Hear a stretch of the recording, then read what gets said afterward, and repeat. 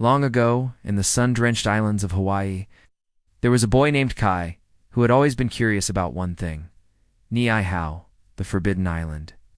Everyone in Kai's village whispered about it. They said it was a place where time stood still, where no cars ran, and people still spoke the old Hawaiian tongue. Some said it was protected by ancient spirits, and that if anyone tried to sneak onto it, they'd never return. Kai wasn't afraid. He was fascinated. He lived on the island of Kauai, and from his treehouse, he could see the hazy silhouette of Niihau across the water, like a sleeping giant.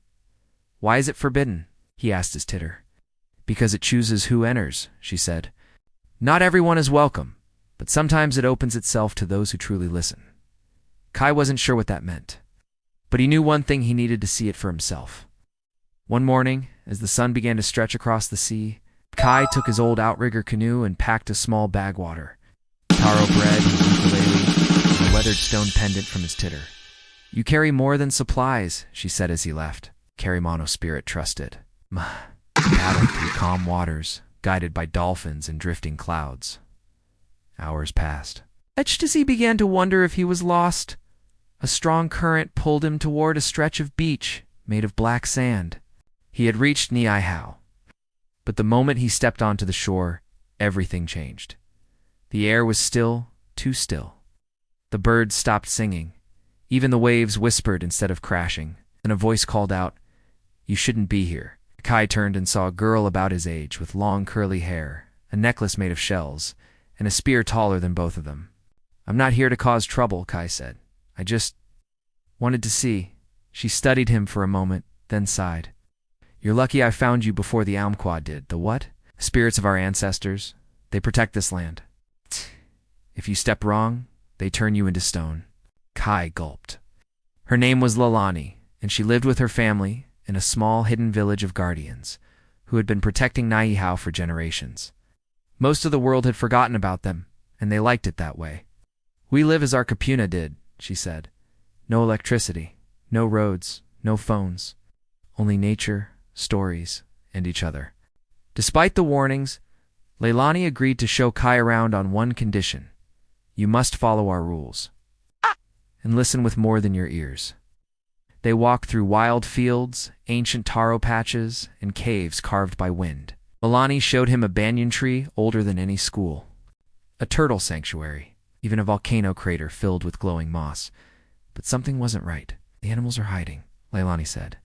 "The Manuula scarlet honey creepers have stopped singing, and the winds don't tell stories anymore." Then they found it. The sacred grova place, where the trees once glowed at night, was wilting. "The island is sick," she whispered. Ow. No one knew why, but the elders believed it had something to do with a missing relic. Kapiko Okajina, the heart of the island, a stone said to contain the island's spirit. It had vanished years ago. Kai felt a strange pull. He reached into his pouch, pulled out his grandmother's pendant, the same shape described in the legends. It was smooth, etched with spirals. Leilani gasped. "Where did you get that?" "My titter gave it to me. That's it. It's the heart of the island." Suddenly, thunder rolled across a clear sky. The ground trembled. A face appeared in the cliffside, eyes made of lava, mouth carved from coral. "Spirit, you bring the heart," it boomed. "But do you bring harmony?" Leilani pulled Kai behind her. "It's the Amqua. We must prove ourselves," the spirit's voice echoed. "To return the heart. You must show you understand. Alohan, just love, but respect, balance, and courage." The island shifted beneath them. The grove transformed into three paths: a forest full of illusions, a river running backwards, a cliff with no bridge. They had to face them all. The forest. Kai saw his fears come to life, being alone, misunderstood, forgotten. But Leilani sang a chant her grandmother taught her, and the trees softened. "Your fear does not define you," she said. The river, the backward current, pulled Kai under. He let go of control, allowing the flow to guide him. When he surfaced, he understood. Sometimes you must surrender to grow. The cliff, there was no bridge, no way across. Until Kai took Leilani's hand, strummed his ukulele, and sang the lullaby his titter always hummed. The melody summoned wind, and the wind formed a bridge of vines. Together they crossed. At the grove's center, they placed the heart of the island back into its sacred stone basin. The ground pulsed, trees straightened, flowers bloomed, birds returned. And the spirit smiled. You have listened, you have felt. And now you understand. The island is not forbidden, it's protected. But it welcomes those who come with aloha. The air warmed. Ow! The wind sang again. Leilani turned to Kai. Looks like Ni'ihau chose you.